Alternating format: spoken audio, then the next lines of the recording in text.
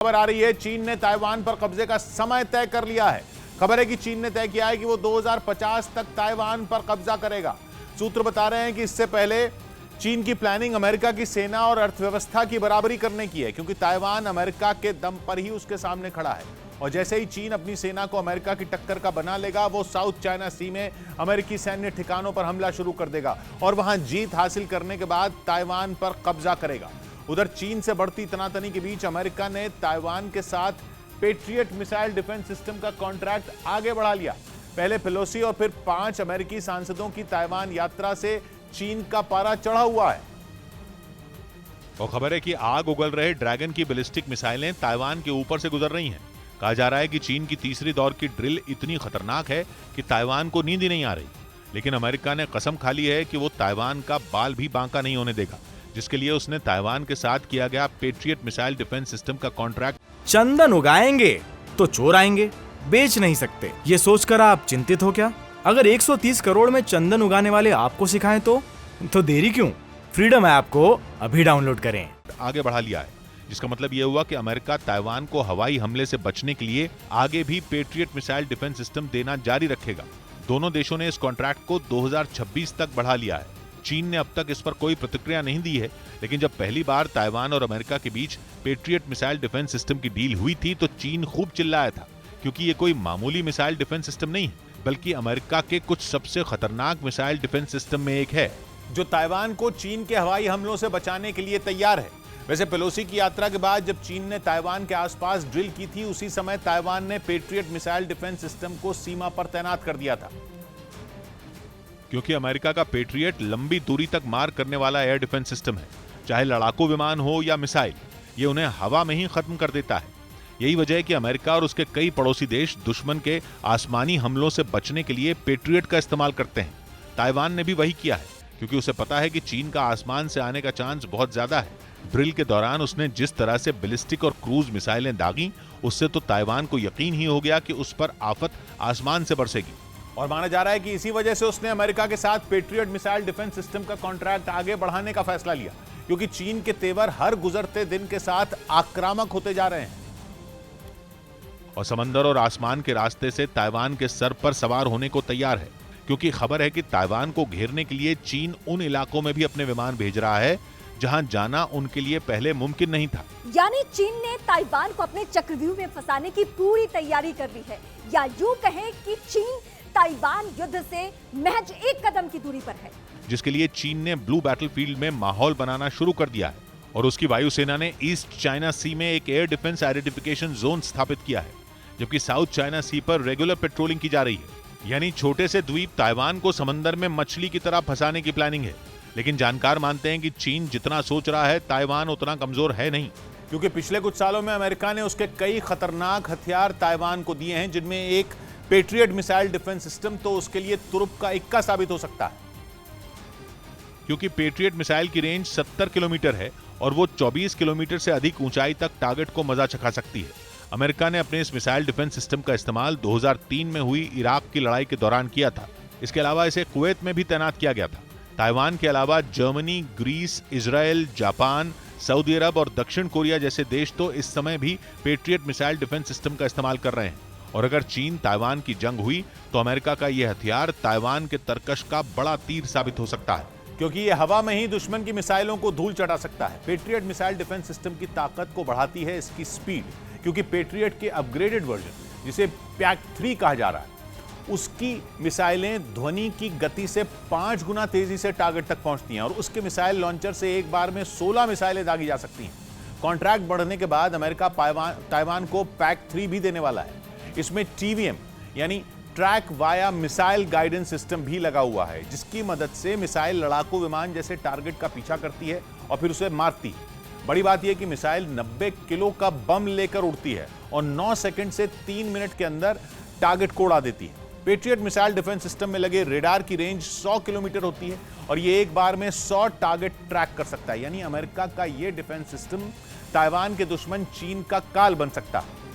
इस बीच खबर आई कि चीन की घेरेबंदी के लिए नेटो देशों की नौसेनाएं इंडो पैसिफिक रीजन में गश्त बढ़ा सकती हैं। यानी चीन को केवल अमेरिका ही नहीं बल्कि पूरे के पूरे नेटो का सामना करने के लिए तैयार रहना होगा। क्योंकि खबर है कि ताइवान के आसपास जंग की जमीन तैयार कर रहे चीन ने नेटो की टेंशन बढ़ा दी है और वो वहां चीन को रोकना चाहता है। ये बात किसी से नहीं छिपी कि जो अमेरिका चाहता है नेटो में शामिल बाकी देश वही करते हैं। ताइवान के मुद्दे पर तो चीन वैसे ही अमेरिका की आंखों में खटक रहा है।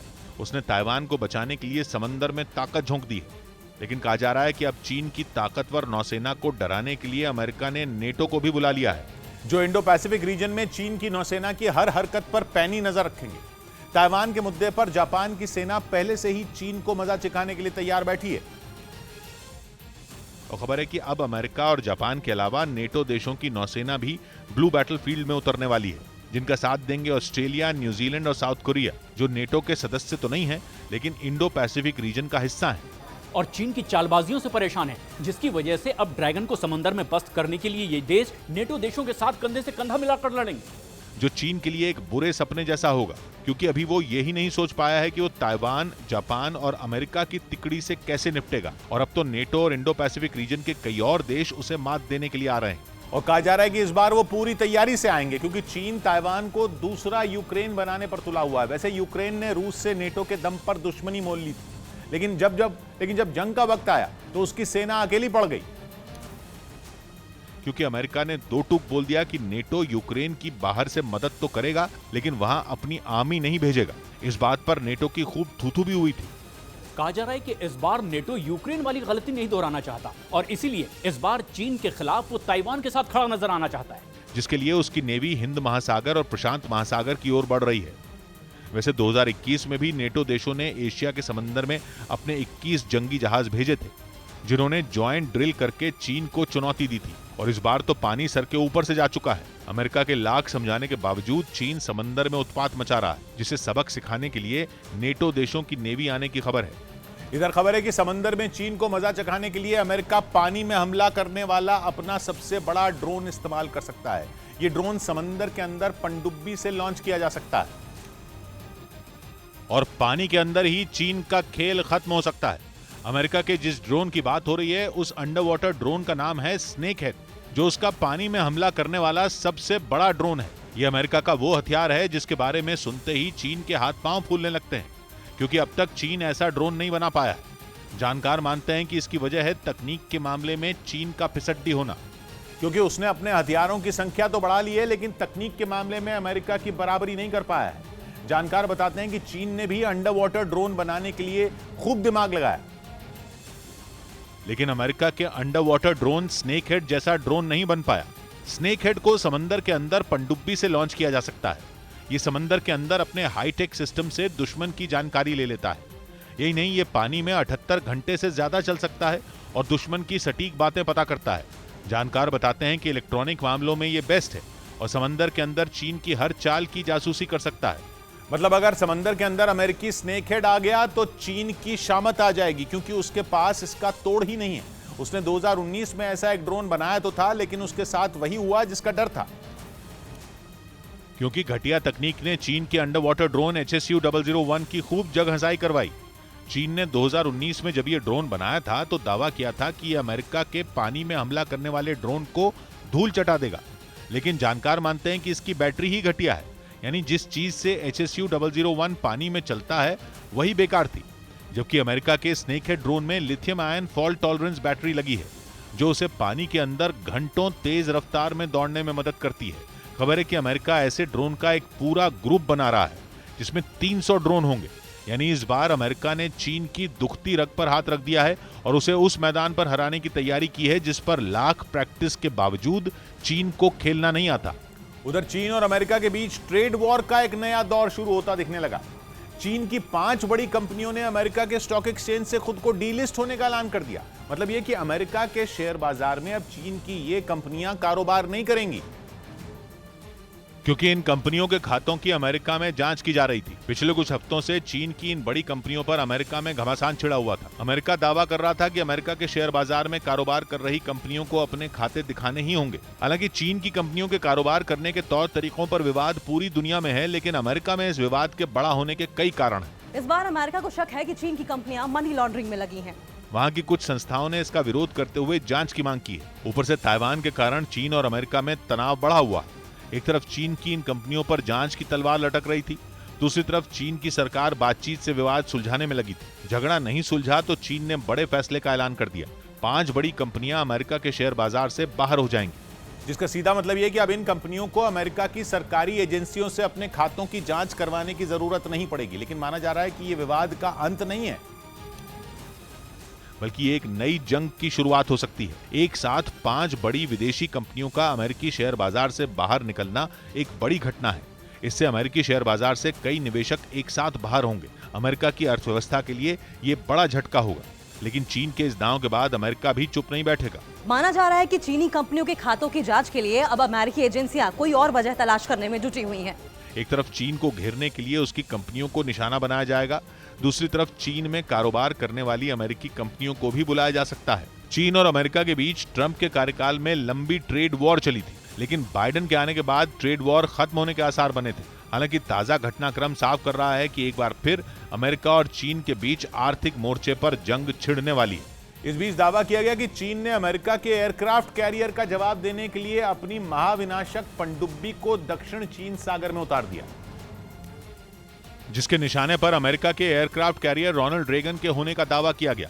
असल में चीन का टाइप 039C युआन एक स्टेल्थ पनडुब्बी है, जिस पर उसकी नौसेना को बहुत भरोसा है। और इसी वजह से सुपरसोनिक मिसाइलों से लैस उस पनडुब्बी को चीन ने चुपके से दक्षिण चीन सागर में ताइवान की तरफ रवाना कर दिया। ऐसा इसलिए क्योंकि अमेरिकी सांसदों के ताइवान दौरे से चीन जबरदस्त गुस्से में है, जिसके बाद उसने पहले ताइवान की एयर स्पेस में अपने लड़ाकू विमानों के जरिए संदेश देने की कोशिश की थी और अब उसने समंदर के रास्ते अमेरिका को ताइवान के मुद्दे से दूर रहने की चेतावनी दी, जिसके लिए उसने दक्षिण चीन सागर में अपनी नौसेना की सबसे भरोसेमंद पनडुब्बी को रवाना कर दिया, जिसे बनाने में स्टेल्थ तकनीक का इस्तेमाल हुआ है, जिसकी मदद से यह पनडुब्बी दुश्मन के रडार को आसानी से चकमा दे सकती है। इसके अलावा इसमें AIP यानी एयर इंडिपेंडेंट प्रोपल्शन सिस्टम लगा है, जिसकी वजह से इसे हफ्ते में केवल एक बार ऑक्सीजन लेने के लिए समंदर की सतह पर आना होगा। वहीं यह खतरनाक सुपरसोनिक मिसाइलों से भी लैस है, जो समंदर में बड़े से बड़े जहाजों को भी निशाना बना सकती है। चीन की नेवी के मुताबिक इसे पिछले महीने यानी जुलाई में ही अपग्रेड किया गया है और इस पर चीन को इतना भरोसा इसलिए है क्योंकि 2015 में यह अमेरिका के रोनाल्ड रेगन को एक बार पीछे हटने पर मजबूर कर चुकी है।